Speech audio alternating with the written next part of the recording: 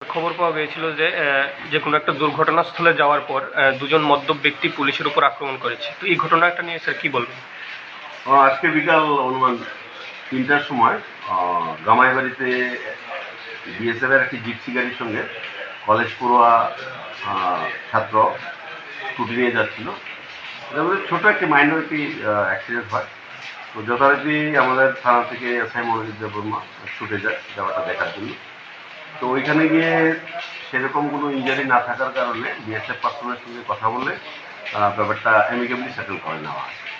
ওই সময় দুইজন স্কুটি চালিয়ে যাচ্ছিল, একজন হচ্ছে পার্থসারথী দেববর্মা এবং অন্যজন হচ্ছে কমলেশ দেববর্মা। তো তারা আমাদের যে পুলিশ অফিসার ছিলেন এসআই মনোজিৎ দেববর্মা, ওনাকে দেখে স্কুটি দাঁড় করিয়ে ওনার সঙ্গে অহেতুক ঝগড়ায় জড়িয়ে পড়ি।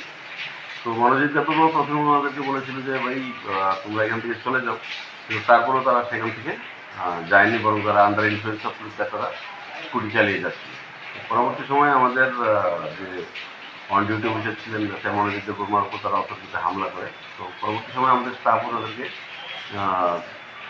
আটক করে থানায় নিয়ে আসে। পরবর্তী সময় এসআই মনোজিৎ দেববর্মা সরকারি কর্তৃপক্ষ কাজে বাধা দেওয়ার জন্য একটি সুমোটো কমপ্লিট করে। এই সুমোটো কমপ্লিটের পরিপ্রেক্ষিতে আমরা বিএনএস 2023 ধারা মতো তাদের বিরুদ্ধে আমরা আইনানুগ এফআইআর রেজিস্ট্রেশন করি।